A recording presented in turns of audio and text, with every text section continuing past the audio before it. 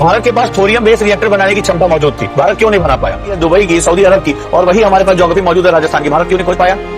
भारत क्यों नहीं खोज पाया? दुनिया के बड़ी से बड़ी देश, चाहे इजराइल हो, भारत के साथ मिलकर ज्वाइंट वेंचर कर रहा है। फ्रांस भारत के साथ ज्वाइंट वेंचर कर रहा है। रशिया भारत के साथ ज्वाइंट वेंचर कर रहा है। कैसे ये काम हो रहा है? आज भारत के इसरो ने दुनिया का सबसे हैवी सैटेलाइट, वो भी अमेरिका का, कैसे छोड़ दिया अंतरिक्ष में? अभी सोचने की जरूरत, ये समझिएगा कि इतिहास में हमने कभी किसी देश के ऊपर आक्रमण क्यों नहीं किया। भाई साहब, कोई भी ऐसा संसाधन नहीं था जो हमारे पास ना हो।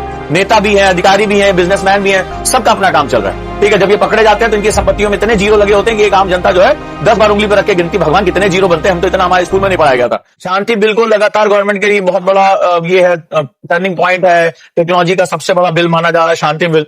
लेकिन एक छोटी सी बात आप मुझे बताइए, यहाँ पे भारत के पास थोरियम बेस्ड रिएक्टर बनाने की क्षमता मौजूद थी, भारत क्यों नहीं बना पाया? भारत के पास अभी बहुत सा ऐसा जो है सेगमेंट मौजूद है जिसमें कर सकता है। एग्जांपल लेता हूं आपसे, सऊदी अरब की जो जमीन है, सबसे ज्यादा तेल कहां निकाला जाता है? सऊदी अरब में। ठीक है, सऊदी अरब की जो ज्योग्राफी है सेम राजस्थान की ज्योग्राफी है। राजस्थान में भी नीचे जो क्या है वो कड़ी चट्टाने है, ऊपर बलुई चट्टाने हैं, यानी कि सेडिमेंट्री रॉक है। तो जब भी ऐसा कुछ होता है, नीचे कड़ी चट्टाने नॉन पोरस रॉक्स होती है और ऊपर सेगमेंट पाया जाता है।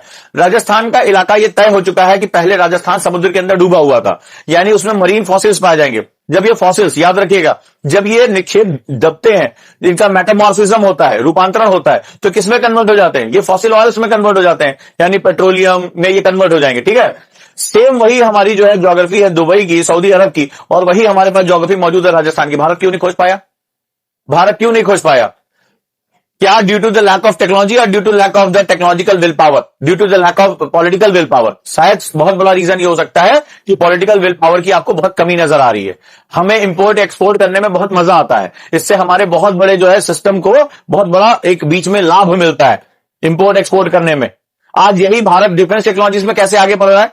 आज भारत जो है वो इतने बड़े बड़े डिफेंस हब कैसे बना रहा है? आज से कुछ साल पहले यही तो हम जाके हर जगह से खरीदते थे। आज दुनिया के बड़ी से बड़ी देश, चाहे इजराइल हो, भारत के साथ मिलकर ज्वाइंट वेंचर कर रहा है। फ्रांस भारत के साथ ज्वाइंट वेंचर कर रहा है। रशिया भारत के साथ ज्वाइंट वेंचर कर रहा है। कैसे ये काम हो रहा है? आज भारत के इसरो ने दुनिया का सबसे हैवी सैटेलाइट, वो भी अमेरिका का, कैसे छोड़ दिया अंतरिक्ष में? कैसे भारत ये चमत्कार कर रहा है? अचानक से क्या हो गया? तो बहुत कुछ मैटर करता है पॉलिटिकल विलिंगनेस पे।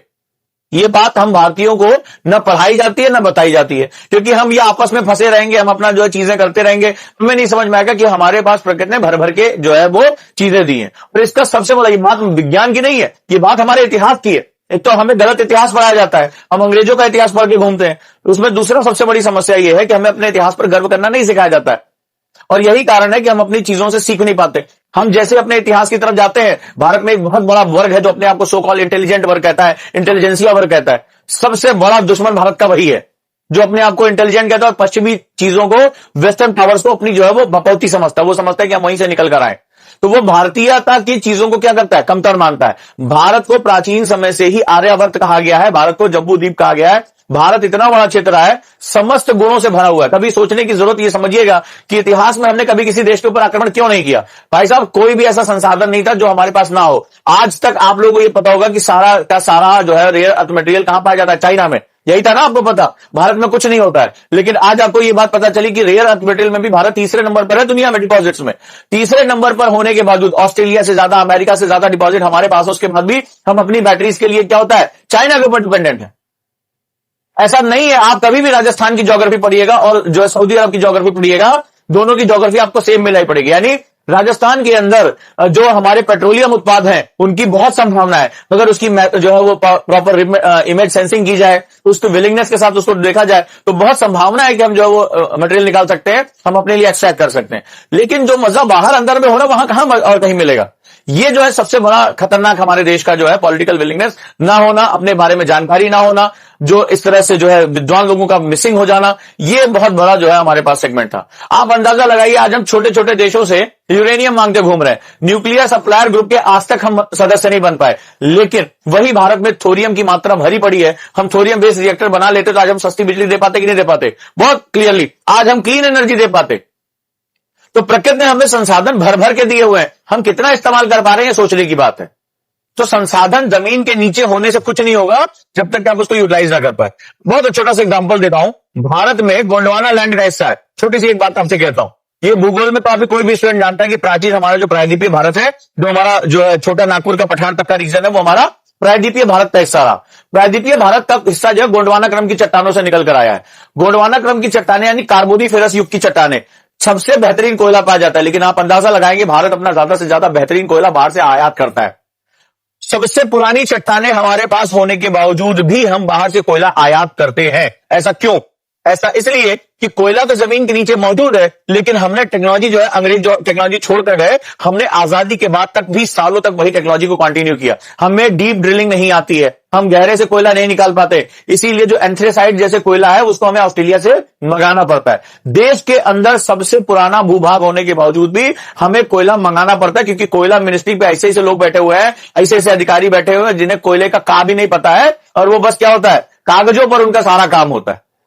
सारा काम होता है। देश को कितना नुकसान हो रहा है, जो है देश को बाहर से आयात करना पड़े, से कोई लेना देना नहीं है, क्योंकि इंपोर्ट एक्सपोर्ट इनमें इनका काम धाम चलता रहता है। ये नेता भी हैं, अधिकारी भी हैं, बिजनेसमैन भी हैं, सबका अपना काम चल रहा है। ठीक है, जब ये पकड़े जाते हैं तो इनकी संपत्तियों में इतने जीरो लगे होते हैं कि एक आम जनता जो है 10 बार उंगली पर रख के गिनती, भगवान कितने जीरो बनते हैं, हम तो इतना हमारे स्कूल में नहीं पढ़ाया गया था। तो ये हमारे देश का सबसे बड़ा दुर्भाग्य से हमारे यहाँ 100 स्टूडेंट के लिए एजुकेशन लोन अवेल हो रहा है। तो एजुकेशन लोन के लिए चाहे आप किसी बैच में जा रहे हो, चाहे आप मेरा ऑप्शनल ले रहे हो, चाहे आप सुपर मेंटरशिप ले रहे हो, चाहे आप एनसीईआरटी टू लवासना का बैच ले रहे हो, कोई भी बैच अगर आप ले रहे हैं, तो अब यहां पर आपका जो एजुकेशन लोन यानी इजी ईएमआई आपको अवेलेबल हो जाएगी।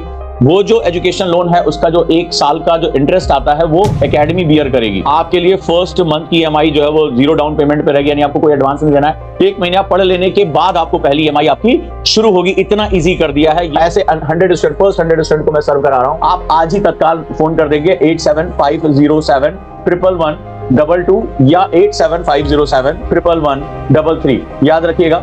तो जो यहां पर आपका 0 डाउन पेमेंट यानी फर्स्ट मंथ आपकी ईएमआई ही नहीं पेमेंट करनी है, यानी आप 0 बेसिस पे आप अपनी क्लास शुरू कर सकते हैं। 1 महीने बाद आप इसको जाकर देंगे और जो एनुअल इंटरेस्ट रेट होगा that is bear by the academy itself.